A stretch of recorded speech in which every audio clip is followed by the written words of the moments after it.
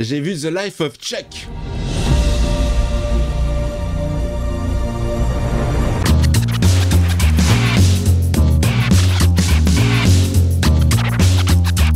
Hey, salut tout le monde, c'est Miko, j'espère que vous êtes en forme. Bienvenue dans cette vidéo humble avis sur le film que je viens de voir qui est sorti aujourd'hui, qui s'appelle The Life of Chuck.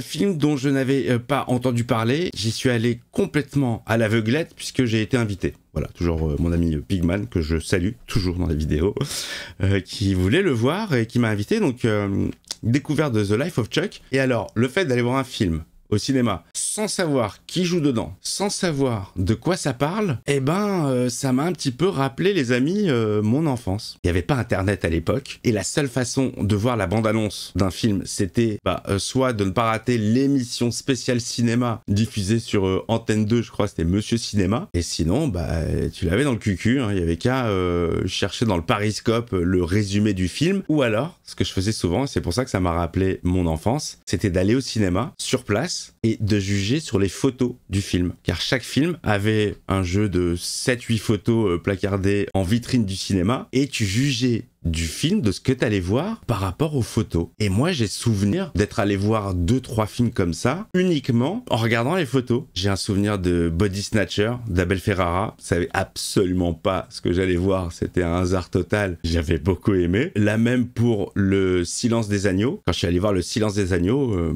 je ne savais pas de quoi ça parlait. J'y suis allé totalement au hasard et ça a été là plutôt très très grande surprise. J'ai pris une bonne claque sur ce film bien stressant à l'époque.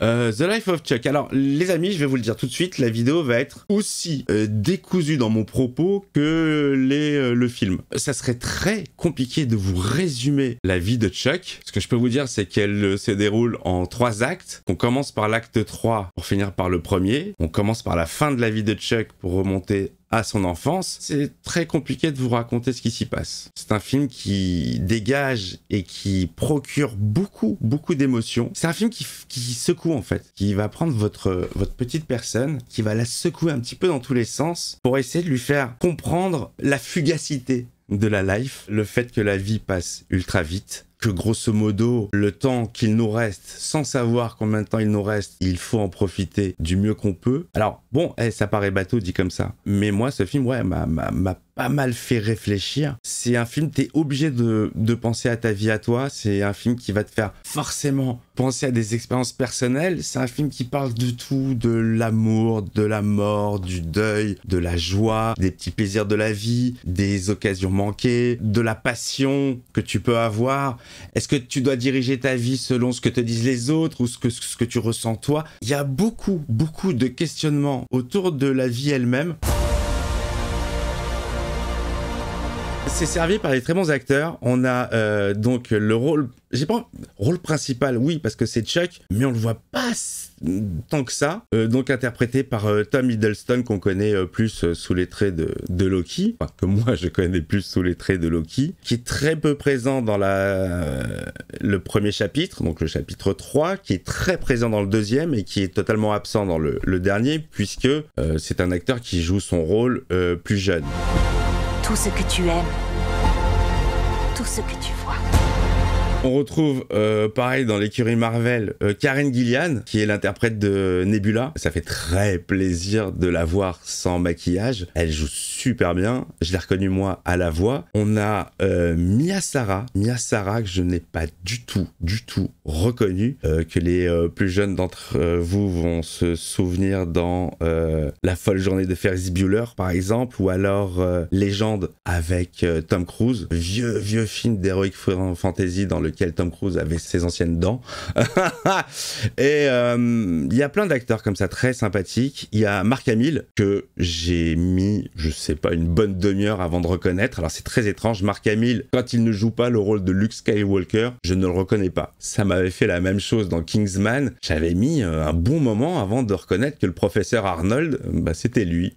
qui joue le rôle d'un grand-père. C'est pas un film qui va s'adresser à tout le monde. Moi, je sais que par exemple, j'ai pas du tout la même sensibilité que certains proches, et je sais que certains vont carrément se faire chier devant ce film. Je les vois venir d'ici. Qu'est-ce que c'est que ce film? J'ai rien compris. C'est ce qui va revenir souvent. Parce que oui, il y a des petites, c'est pas des incohérences, mais il y a des petits mystères, il y a des histoires, il y a des trames un petit peu étranges. Moi, le mot qui est revenu pendant toute la séance du film, ce que je disais à mon pote, c'est abstrait. Hein.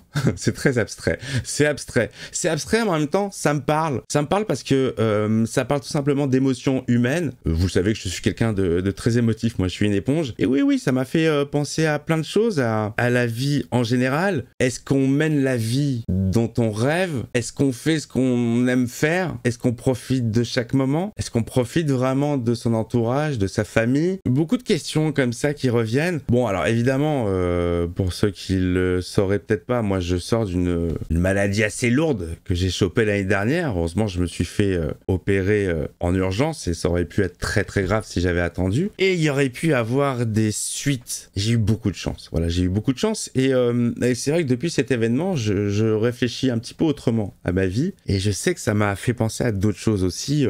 Dernièrement, j'ai une espèce d'amitié, je vais dire semi-virtuelle, parce que c'est quelqu'un que j'ai vu en vrai, mais que j'avais beaucoup plus au téléphone que je ne le voyais. L'amitié qui s'est brisée pour d'obscures raisons. J'ai pas plus envie d'en savoir parce qu'à un moment donné, la toxicité, quand on l'a vécue pendant très longtemps, on sait la repérer aussi de loin. Donc, je préfère aussi me blinder. Et donc, oui, ça m'a fait penser à ça. Je me dis, mais je vais me prendre la tête alors que j'ai des vrais amis qui m'apprécient, qui me connaissent vraiment, en fait, et qui seront toujours là pour me soutenir, quelles que soient les phases dans ma vie. Donc, ouais, ça m'a fait penser à vraiment beaucoup de choses. Et comme je vous l'ai dit, j'ai eu la petite larmichette enfin. Voilà, c'est une vidéo assez complexe. Vous expliquer le film en soi, ça va être à vous d'aller le voir et de juger. Vous dire seulement ce que ça m'a procuré. J'ai beaucoup réfléchi, j'ai ri, j'ai failli pleurer, j'ai eu la petite larmichette, mais si vous voulez, c'est quand même un film feel good, malgré tout. L'espoir demeure.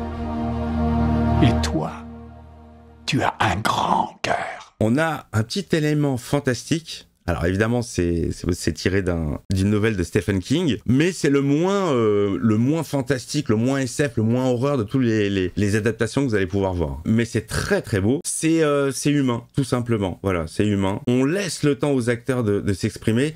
Je vous l'ai dit, hein, si vous êtes dans le... Moi, j'adore. Enfin, moi, je suis pas soit tout blanc, soit tout noir. C'est-à-dire que je peux autant adorer la SF ou des films bourrins, décérébrés, qu'apprécier ce genre de movie beaucoup plus intimiste, beaucoup plus humaniste, qui te font un petit peu cogiter. Je me suis laissé bercer par cette petite fable.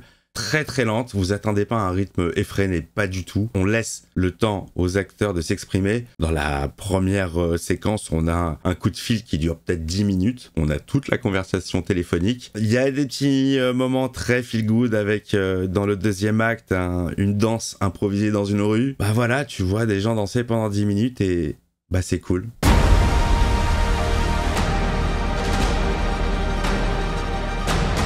Alors, au niveau de la réal, je connais pas du tout Mike Flanagan. Je ne connais pas, apparemment, c'est quelqu'un d'assez connu. Je sais pas ce qu'il fait d'habitude, mais moi, niveau réal, disons que c'est pas ce genre de film que je vais voir pour la réalisation. Moi, quand je vais voir un film, Bon, il y a l'histoire, évidemment, qui est très importante, mais j'amène un regard aussi très particulier à l'image, c'est du cinéma, à ce qu'on me propose, à la façon dont ça va être filmé, séquencé, monté, colorisé, la mise en image. Pour moi, c'est ultra important.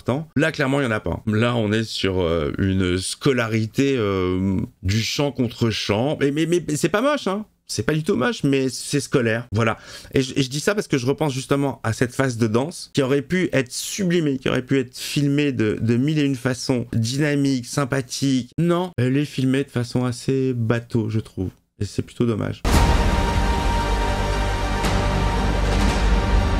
Voilà les amis, écoutez, je pense que la vidéo marchera autant que le film, mais voilà, si vous avez un petit cœur, si vous avez un petit peu de sensibilité, si vous voulez un petit moment feel good, réfléchir un petit peu à la vie en général, des petits sujets de philosophie comme ça interne, allez voir ce film, The Life of Chuck. Si par contre vous faites chier vite quand il n'y a pas d'action ou que c'est pas rythmé ou que vous avez du mal à maîtriser des choses qui sont pas forcément maîtrisables, n'y allez pas. Voilà, je suis pas sûr qu'il y ait un un mode d'emploi dans ce film. Moi, j'y ai pris ce que j'y avais à apprendre et puis voilà. Je sais pas si cette vidéo va servir à quelque chose. Je sais pas si vous aurez compris quelque chose. Je sais même pas si j'ai compris moi-même tout ce que je viens de dire, mais allez juste voir le film si vous avez envie de savoir ce qui s'y passe. Je vous embrasse les copains. À très vite. Mettez-moi un petit commentaire si vous avez vu le film. Si vous a fait chier, vous me le dites. Si vous a fait kiffer, vous me le dites. Je veux tout savoir. Et puis, encore une fois, les goûts et les couleurs, bah ça c'est quelque chose de très personnel. À plus!